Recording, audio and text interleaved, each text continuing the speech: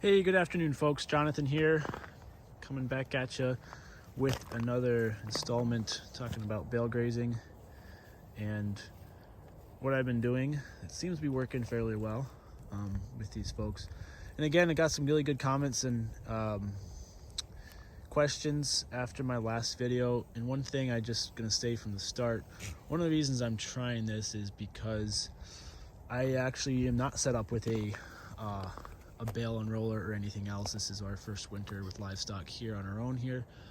I've used bale unrollers, tractors, but I don't own a tractor or anything, so I do have access to a tractor to move stuff around from a neighbor. So yeah, I am coming at this from a perspective of I really don't want to start a tractor or start the neighbor's tractor every day. I really want to, I can just walk out here and check these livestock if I want to. It's pretty easy once you get your bale set up. And I've managed other operations where you are feeding twice a day on a tractor, and it's just, after doing that for years, it's kind of nice just to be able to walk out here. The livestock are happy eating, and you don't have to start a tractor and move hay around and all that. You can just kind of do it for a couple hours, set as much hay out as you want. And so anyhow, that's kind of my reason for trying this. I do realize for some applications that bale grazing is not going to be the best solution. I do think for increasing their, especially these smaller ruminants, consumption, unrolling is going to be a lot less effort for them to get at the hay if you haven't, versus bale grazing.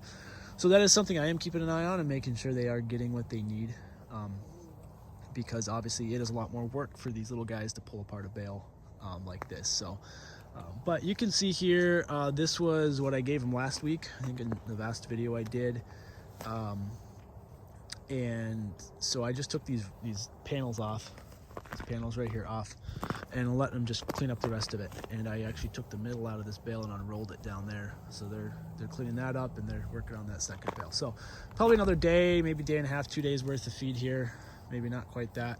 And then I will be picking up this fence and moving them in onto these bales here. So yeah, I wanted to show you since I have those panels off, I'll just show you a little bit better how those how the squares look on here. And you can see from this angle how I have them staggered. So at the bottom, and then in the middle, it's kind of just there's one in the middle here, and two, and then two, and just all the way around the panel. So that allows a lot of animals access to the same bale.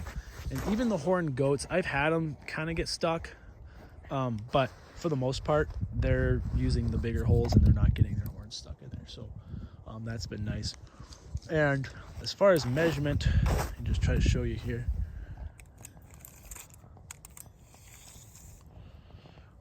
So yeah, right about 12 inches on there, 8 inches across on that. So plenty of space, they can get at the hay, but not too much so that they're pulling out and just wasting a whole ton or trampling it. So yeah, so also I want to talk about the fencing. So I realize I'm not probably doing something that's super conventional. Look at these sheep out here, they're actually grazing. There's part of the flock is, let me zoom in there. Yeah, part of the flock is out there just grazing residual grass. That's kind of cool. Range sheep. Back to the fencing. So I'm actually using the Premier. This is actually one of their hog nets. So it's not sold or billed as a sheep and goat net. And the only reason I'm using it is because I kind of stumbled into it because I picked it up at an auction 3 or 4 years ago for a good deal when I was thinking I'd be doing a bunch of pigs. And so I had it on hand and I was like, well, let's try it. And so it actually has worked really, really well. And not just for winter here, but also for the summer. And one of the things I really like about it, this is a single spike net. This is off. And the spike is really robust. You can actually see that one's bent a little bit. So they still do bend. But it's a much thicker, beefier spike than on the typical sheep and goat nets, even the double spike ones that Premier sells. This is a 30-inch tall net, so it's a little bit shorter, but I haven't had any issues with them jumping it. The other thing is This is this bottom wire is hot, so there's not a bottom ground or neutral. This is up off the ground, so you can see if this spike was in the ground 4 to 6 inches, that bottom wire would still be off the ground about 4 to 6 inches, so it doesn't short out as much. Only comes in 100-foot lengths, so that's the one disadvantage. But these posts are bigger. You can see that's my thumb right there, so it's a much bigger post. So this kind of little contraption here, wooden platform you see, is something I kind of dreamt up thinking we'd have a lot of snow and I would need to have a way to put out some nets without being able to get down to the ground to put a spike in the ground or something. So I just do these together with some scrap lumber, and I'm just trying them out. Basically, I just put this is actually a real 2x4, a rough cut 2x4 in the middle there, screwed it together, and then just drilled a hole to fit the spike so I can just slip these in and out. And so yeah, I was just thinking, well, this will be great for snow because I can just stick them in on top of the snow, kind of pack them down, step them down into the snow, and then just stick the spikes in there. However, you can see we don't have a lot of snow right now, so we actually lost most of our snow over Christmas, but we are due to get some here by the weekend. It's going to get really cold, back down to 0.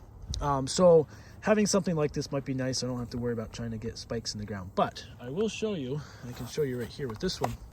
Another thing you can do when it's warmer like it is today, and actually our ground, even though we've been pretty cold, our ground isn't even frozen very hard, especially out here in the pasture where there's a lot of residual grass and stuff. So I'm going to try to show you and hold the camera and not make you dizzy. Use a rubber mallet. It's another thing I like about these. These are not drivable caps, but I'm doing it. It's probably like 33 degrees today or so. I wouldn't do this if it's really cold because you may shatter. Actually, you will shatter these posts, but on a nice day like today, you can just tap on this with this rubber mallet. You can see that's going right into the ground.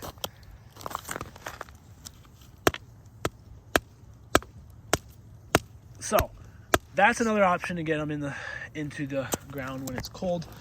And then if you need to get them out, one thing I found that worked really well when I had a bunch of net in the ground and the ground was really frozen, it was really cold.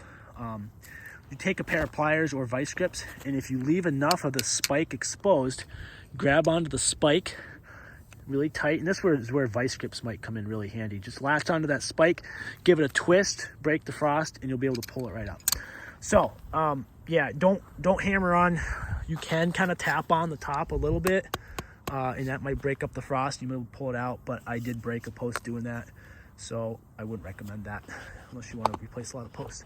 So that's 2 ways to do net. And then the other way is you can just use a cordless drill and drill a hole in the ground, just like this. So I have just an old, this is a 3/8. It's about the size of that spike there, 3/8 bit, an old one that it's not sharp enough for wood. So literally just drill yourself a hole in the ground, and then you can just put it right in there, and you're good to go. So I'm thinking that if I do get a foot of snow or more, I'm not going to be shoveling down to find the ground and drill a hole, and we'll see. So these little wooden platforms may come in handy, but still kind of in the beta test pilot phase here on these. I don't know how well they're going to work, but they've been working so far. So anyhow, that's it for now. I'm going to sign off. Happy New Year, everyone. Happy winter grazing or bale grazing or unrolling hay or whatever you do. Have a happy New Year, safe happy New Year, and I will come at you with another video probably next week when it's going to be zeros or negative zeros. I don't think that's even a thing, not negative zeros, but you know what I mean, below 0. So right now it's pretty nice, and I'm okay with that, but wouldn't mind seeing a little more moisture this winter yet. So anyway, everyone have a good one. Take care.